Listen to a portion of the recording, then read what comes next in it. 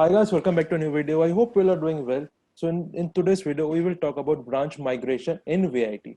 So today joining with us, we have a very close friend of mine, Yuvraj. So Yuvraj was admitted into VIT in Triple E branch, but he applied for branch migration and he got migrated to IT branch. So Yuvraj, how are you doing today? Fine, Pratyay. How about you? I'm doing great, bro. Thank you for joining, first of all. So let's jump into the questions directly. Okay, so why did you consider branch migration and would you recommend it to freshers? So, branch migration is first of all for those students who are wish are having a different choice of interest, which is different from the branch they got. And then the other students who don't like the branch they got while joining the VIT. So these two kind of students can apply for the branch migration. So before applying, just remember you are going to take up that branch for next 3 years and go through all the courses in the core and elective subjects that are there in that branch. So it's not a kind of not don't consider placement when you are applying for a branch migration, because when you are not good with the courses, like if you are struggling to pass that courses, then it will be a great challenge to complete those 3 years. So first of all, think of it, that should be your choice of interest, that coding should be your interest, then only apply for CSE.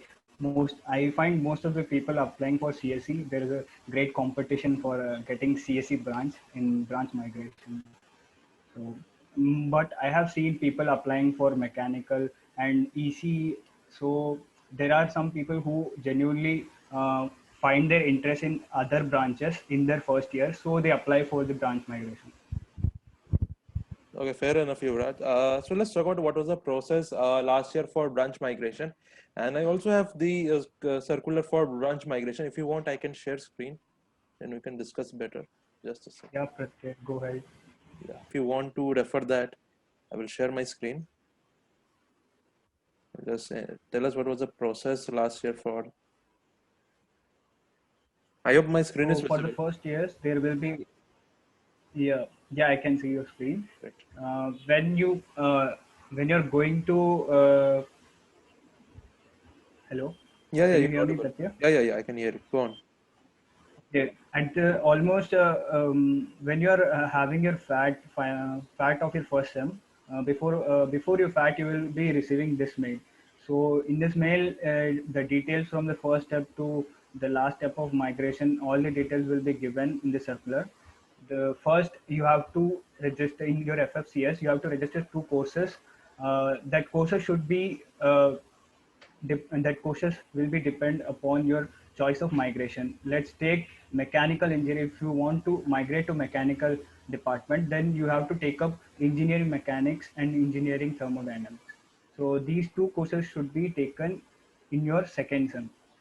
So when after that, do well in your second sem, and your CGPA and these 2 courses matters a lot for your migration. So a 60 percentage weightage is given to these 2 courses grades, and 40% weightage is given to your CGPA. If your CGPA is not that good, don't worry about that. These 2 courses will help you if you score S or A in these 2 courses. Actually, my CGPA was 7.3. So you will be wondering how I got migration, but I do I had faith and I got. So after applying, like I got A in these 2 courses, and I got decent GPA in my second sem due to Corona. So COVID pandemic, we got holidays and we didn't have fat. That's a game changer for me getting migration. So after that, your results will be declared and you will be having your summer vacation.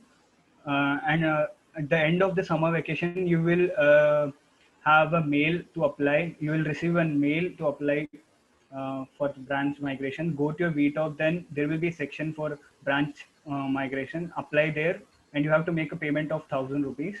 Then after a few days, they will intimate you through SMS. I got SMS, but In this circular, it is written they will intimate you through mail that you have migrated to this particular branch. Then you have to pay 9,000, which is non-refundable, and you have to pay it for your migration. And if the new branch that you're getting is the fees of that new branch is higher than the previous branch, then you have to pay that extra fee before the date before the deadlines they mention. Then if you the main thing is if you have come in a second category, taken your first year course, sorry, branch in first category, or let's take third category, you have taken triple E, and if you have migrated to computer science, then you have to pay third category fees of computer science next 3 years. So that's the advantage. What I was getting as a fifth category CSE when I was in counseling, but I took triple E in first cat.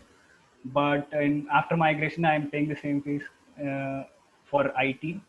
And basically, if you are good at coding and due to your rank you didn't get a good branch, then I would consider take IT, because same subjects are taught in CSE and IT.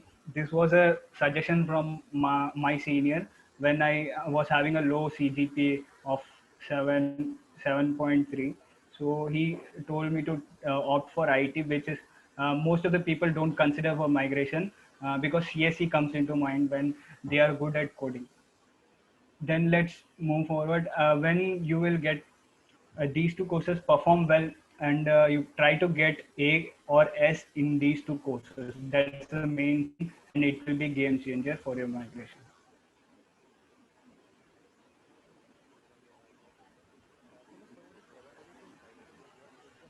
Satya, your voice is very low. Hear me? Yeah, now I can hear a little. So what I was asking, the next question is that what is actually the Just wait. probability of migration, and what are the risk pressures should be aware of while applying for branch migration? So while applying, they should remember that only 2% of the branch strength is available for migration. Let's consider 400 is the strength of a branch, then 2% would be around 8 seats for migration. If you are applying, then please do remember that only limited seats are there. Not everyone will get the branch, those who have applied. So, and there is a risk in applying for branch migration. When you are applying for branch migration, your friends who are in the same branch will be taking up two courses in the core. Let's consider you are in EC. Then if you are taking two courses of DLD or DLD and DSA you are taking, and you are not taking two extra courses which is to be taken in EC. So you do don't take too much courses. That's the first priority. If you're opting for branch migration, take less courses so that you can perform well and get a good GPA for second term. So what we will do there, we will skip two courses of our branch. Then we will suffer later if we don't get migration. What happens are other friends will be taking two courses and we will be missing that due to migration, and it will, but other friends will be taking elective courses in summer vacation, but we will be doing this as an elective in our winter sem. So that's a disadvantage if we don't apply, if we don't get a migration, that we have to manage in next 3 years. That's, I don't think a big deal, but some people might find it difficult to complete those 8 credits. Okay, guys, I hope that Yuvraj was able to answer your doubt and give an overview about branch migration in VIT Vellore campus. Now, I apologize for the technical glitch that happened in between. I hope that was okay. Now we'll attaching this previous year's branch migration circular in the description box. So do check that out. If you have any other doubt, please comment down below. Ask it on Telegram group. We're more than happy to help you out. If you found this video useful, please like this video, forward it with your friends so that they might also benefit from this video. Also, we may grow even more. So that is for today, guys. I hope best of luck to all of you. I hope to see you guys soon. And until then, goodbye.